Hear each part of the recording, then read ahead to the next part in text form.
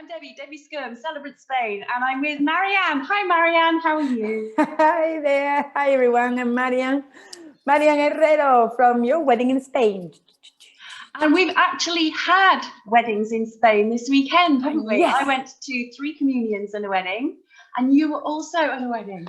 Yeah, I was in a wedding in Jaén. I was helping a very good colleague of mine. She's a lovely wedding planner in Seville, and we were working together in Jaén, and it was amazing. I was like, my goodness, I was like a little girl with new shoes after all this time. Oh, it's just so lovely, isn't it, to see people getting married, enjoying a wedding, families coming together, celebrating in the sunshine. Very emotional, everything, because this couple that I went on Saturday, they actually got married last year in October. They only went to the town hall and stuff and say yes and do all their, they were registered and stuff.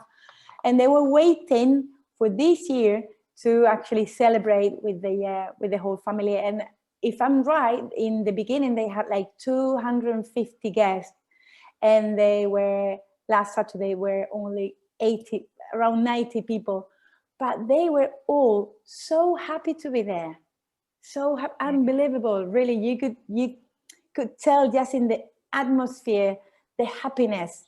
They were sharing to each other, smiling every time. It didn't matter if it was hot or if it was cloudy or whatever. I think that whatever would happen, it would be amazing. Oh, it's just so lovely, isn't it? And I think that's a great example. There are so many couples that are married, but no wedding. And they're just waiting for now, with the restrictions being lifted, that they can organize their wedding and just celebrate and the time will come. The time will come. We just, all of us, we just have to be patient, but that time will come, definitely.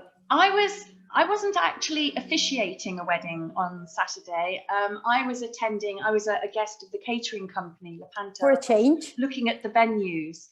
And I've been doing quite a few venue reviews. Mm-hmm. Now, you do a lot of venue visits as well. So I wanted to ask you, when you go on a venue visit, what are you looking for? Have you got like 3 or 4 things that you mainly look for?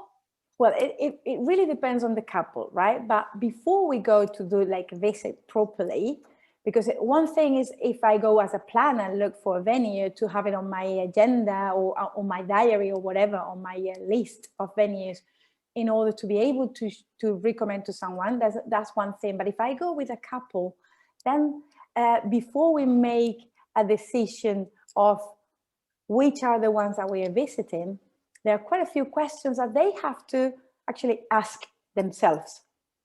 Like, for example, probably the I'm not going to say the main one because all of them are very important, but probably the first one is, when are we getting married?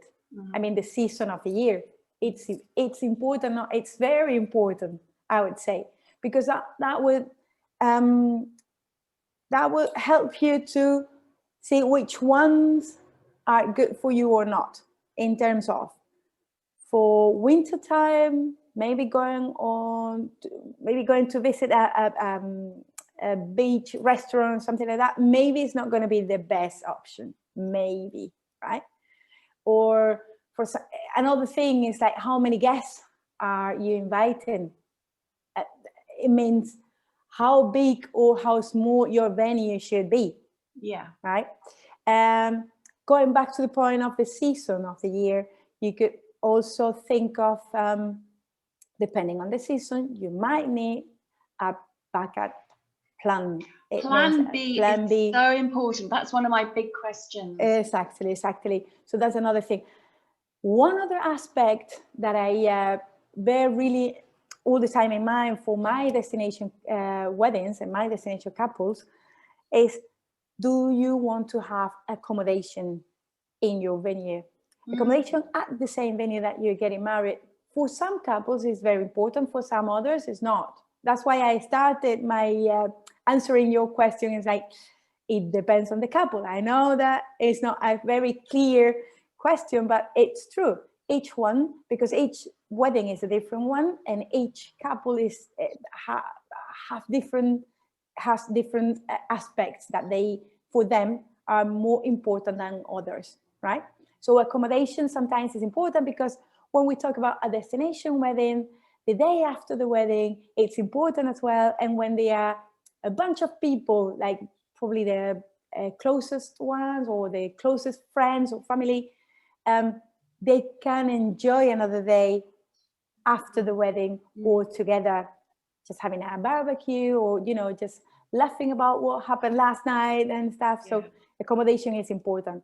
For some others, it's not so important because if the venue, as long as the venue is not too far away or too in the middle of nowhere, so they can just move to the venue, do the wedding and go back to wherever they're based, it's good enough. So that's why, once again, depending on the couple. Yeah, it's very true. On Saturday, the 2 venues that I looked at, you just rented them for the day. You could actually rent all of them or a part of them, so depending on the size of your wedding. So that was really good. But the one was only 5 minutes from Malaga, so you would have an accommodation in the town there, and then your transport will be organised.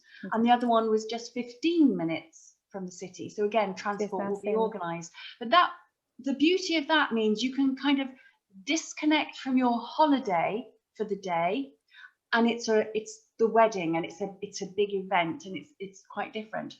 But the previous weekend, I was reviewing a venue in Marbella, and this was a private villa that slept 34 people. So it was a very big villa, but the idea was that the whole family comes over and everybody has their own little private casita, but within the same grounds, the same venue. So you enjoy a complete holiday together, and then within the holiday, you have the wedding within the one day. So like you say, 2 completely different concepts. There isn't a right and a wrong way. It's just whatever way works for you. Exactly. For example, there's another aspect that is important for me to make the decision on which venue I'm going to recommend to this couple. Is, for example, if I see from them that music and party is important, then I cannot take this couple to a place where I know that there's a curfew, or where I know that the music has to stop at 11 and there is no way of carry on partying. That wouldn't be the perfect venue for them. You see what I mean? Yeah, so absolutely. That's why it's important for them. I always ask them, which are the 3 or 4 aspects in the wedding that are very, very important to you? And then once we have those answers from both sides, not just the bride or not just him, so both of them, they might be the same or they might have different ones. So with that would be like the first step to help, in order to help me to find the right venue for them. So there are quite a few things. For example, another thing, let's say that, imagine that a couple hasn't got a huge budget, for example, or they have, like a tight budget, they have to really work on the budget, there is no way of moving it and stuff. So that would be very important to find a venue where they're flexible in the way of, in the sense of suppliers. Let's make an example. Let's say that you go to a place where they have their own caterer or the in-house kitchen. And for whatever reason, their menus are a bit high for your budget, but they have that kitchen there, that's their caterers. They're not going to move out of that, out of the way. It's what they have. So what I'm saying by you need to find a venue where they are flexible is because if they allow you to bring the menu that you need, the supplier that you need, because obviously some of them are in different range of or average of prices and stuff. Yeah. So it's important for them to have that freedom. You see what I mean? Yes, it could be that you don't want a sit-down, formal 3, 4, 5 course meal. That's not your type of wedding. You want to have a barbecue.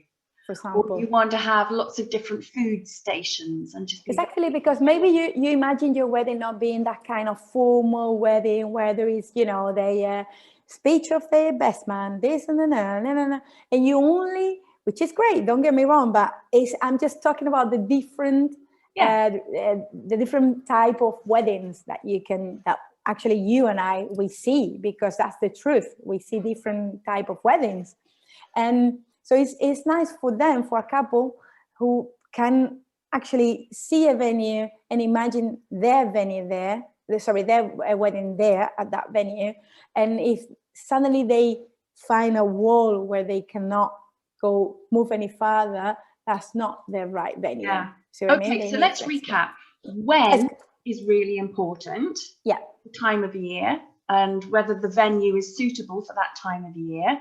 Also, you need to have a plan B within that venue, because we have 320 days of sunshine, but it could be that one day when it's very, very windy, for example, and you just want uncomfortable, you want to sit inside. Yeah. So when and where? Where? No, plan B, you said. Yeah, where is important, because accommodation, they might have accommodation or they might not. And if it would be okay if they're not in the middle of nowhere where the rest of the guests can't be accommodated, right? So accommodation is important as well. I would be budget for and budget. In the budget, we've got the flexibility of catering to what you want. Exactly. And another one that is important as well, what we have mentioned about the curfew, another one is important is the style. Some people actually based their decision on the style of the wedding that they want to have. If the budget is okay, that's great. And they actually some of them actually pay more money. They are okay to pay more money on the budget, or to put more money on the budget, because they know that on the budget for the wedding, venue, because they know that having that venue is already like a big thing for them, you know? So once again, going back to the 3 or 4 main aspects that each couple has in their mind for the wedding. It's very, very important. Okay. Now, when I was walking around on Saturday, I kept asking the catering manager, where are the toilets? For some reason, toilets became very important to me. But what are you looking for when you're actually walking around a venue? Well, probably if I actually do it myself, I would say I would think of lighting.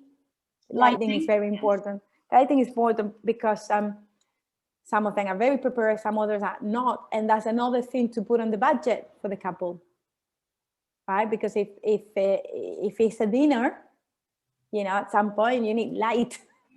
Yeah. So that's important. So that would be something like a very important aspect as well. And then to see how far the kitchen will be from the banquet area. That's important as well, because that could be a disaster sometimes, because then food get cold, or you know, or then the caterer might need more waiters in order to be on top of things, if you see my point here, right? Because if they normally, the average would be between 15 or 18 people, 15, 18 guests for one waiter. That would be normally the average. But if it's really like very far away, the kitchen from the banquet, they need more people, because obviously a waiter can take like 2, 3, or even 4 dishes at once. Yeah. But if you have like a table of 10 people, imagine how many times he has to go back and forth, and then drinks and then stuff. So that's another very important aspect. And then as well for me is how commit are they with the wedding, in terms of how important for them the service is. Like for me, it's very, very important that it's going to be easy to work with them, because the easier, the better result my couple and for the wedding itself, right? So that's very important. I mean, how difficult are they to reach? If I have a problem during the planning, that's a very important aspect as well as a planner by now, right? And if I know that if I see something that is not going very well, and I feel comfortable enough to say in a very nice and polite way, listen, can we try to sort this out because my couple is not very happy with these, whatever it is. Yes. That's very important, Debbie, because, you know, I've been in places where it has been hell really to work at the venue because, you know, well, I don't know, no, this is what I've been told that I have to do, and, you know, and people are not committed, or people are not, it's just, you know, when you find someone who is saying like, well, I don't get paid for this, I'm not going to do it. My goodness. Okay. Yeah, they're just doing a job, aren't they? They're not really interested. Yeah. Which is a shame, because obviously I'm doing a job, but it's so emotional, and so it's much more than that, you know. And this is one day, and it's one day you've got to get right. Exactly. And for the venue, you've got to get it right every single time. It's so important. So to have a supplier that's professional, that responds to you, that is open to positive criticism. So if you say, this is really good, but I think we could do better if we did it this way for this couple, and they're open to that, that's so, so important. My goodness, that makes our lives very, you know, much easier. Easier, because it's like, my goodness. And then it's true that we need to, there should be a balance, because obviously maybe it will be the first time I'm doing a wedding there, and for them it's like the wedding number, I don't know, 100, right? So obviously there should be a balance between my maybe new idea that could be, you know, that could make their idea better, or the other way around, saying, no, you know what, we have tried once and it didn't work. I want that from them as well. I really need that from them, because they are the ones that actually knows the venue better than I do. So that's why it's important to work with professional people, because you know that you're going to get that answer saying like, no, I remember once that didn't work, don't do it again, this is that. That's what you expect from a professional one, don't you? And for me, going around on Saturday, I was looking almost with the eye of the photographer. I was looking for the photographic opportunities. So when the manager suggested to me, this is a beautiful area for the ceremony, I was looking at it and thinking, yeah, that's lovely. But if we've got it there, we've got the sea behind us, and depending on the time of day, you know, we don't want the sun coming into our eyes, we've got the sun behind us, and that would work perfectly. So I'm always going around looking for different places to have the ceremony, not always in the place where they usually have it. So sometimes I'm looking for something a little bit different. That's why it's so important to I mean, it's great when a couple goes on their own and see a venue. It's great, but if they have the opportunity of going with a professional planner or a coordinator of the day, or even the celebrant, someone who can tell them, okay, this is it, but maybe there, or maybe this, or maybe that. That's the best, really. Being there by their side and explaining to them, this is what I would do if I were you. This is what the way I imagine it, the way I can see you having, you know, your wedding here or there. That's so important, so important. For example, I'm having a wedding in July, and I've been hired after the wedding venue. Okay, so the couple got the wedding venue, and then they decide that they wanted to have a super wedding planner by their side, and that's me. Right, so when I went to see the venue, I was on my own, and I was really surprised. It's beautiful, but the access, for example, is a nightmare. Mm. So that means that in the end, the caterer is charging them more because they don't have any access. They have to go with the small cars instead of having the truck. And in one time they can take everything. No, they have to go several times. You see where I come from. So it's important for them to see a venue. But if they have the chance, and this is for all your couples and all my couples that are going to watch this video, if you really have the opportunity of going with a professional one, someone going with you to see the venue, before you make any decision, that would be just perfect, really. Because as you were saying, Debbie, you can see a couple go, couple entrance in a place and it's like, oh wow, it's great and stuff. And then you're there saying, yeah, it's good, but maybe this point is not a good one. Maybe this, they told me that they have a wheelchair and it's not going to happen here. Things like you're thinking, you're going a step ahead then. Yeah. So it would be great for them if they can go with someone. And now I'm going to say, remind that we have our little service viewing trip.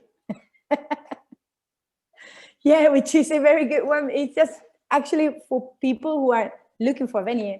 So it is important, really. So what can people do if they want to come over on a viewing trip? Do they email you, phone you? How can they find you? Yeah, well, they could, if they are a follower on our Instagram, they can just DM us. That would be great. If they know our name and they go to our website, they can just call us. The best way is having a call with us or email us as well, just saying that I would like to know a bit more about this the viewing trip service. I would be more than happy to give them all the options that we have. It's a very easy one. I think that we've found a way with several questions for them to answer that it helps us a lot. And I think that we can, it's an easy way to find the perfect venue. And before they commit to anything, they can always have a half-hour chat with you, can't they? That's always at any time. And after that chat, which I'm sure that they can get loads of information, very helpful for them because they're in the middle of the planning or in the beginning of the planning, it doesn't matter. After that, they can decide if they want to have a wedding planner or someone to coordinate their big day, and they can enjoy the day properly and not putting any pressure in anyone else from the bridal party or the family or whatever. So that would be afterwards. But I'm always happy to help. So always happy to have a call with anyone in anywhere in the world, and I could just as far as I can help them with a little tip or a little advice, that would make my day. Yeah, well, I'm the same. People can contact me and we have a chat. We can have a video chat, WhatsApp, text, email, direct message, whatever you want. I help a lot of people with information, and they don't hire me as the celebrant, but it's just, I'm helping somebody with their special day. And then amongst that, there will be somebody that would say, and Debbie, would you like to officiate our ceremony? And, oh, yes. Exactly. I think that for them, I think that the main or the first question they actually ask themselves is how to start planning a wedding. So if you want to know how to start planning a wedding, come my way. I can give you a couple of ideas on how to start. I'll put all your information into the comments. Great. And if anyone wants to contact me, I'm Debbie Skyrme, Celebrant Spain. So Celebrant Spain on any social media, and celebrantspain.es for the website. And Marianne is Your Wedding in Spain. So thank you so much. And I'm looking forward to enjoying some time with you later on in the week when we go and connect with a lot of other wedding providers in the Marbella area of Malaga. I will. Yeah. I'm actually looking forward to it, really. I think it's going to be very, very good and very interesting, and doing some collaborations with them as well. Yeah, brilliant. Okay, Perfect. Marian, thank you so much, and I'll catch up with you really soon. Have a lovely day. Bye bye.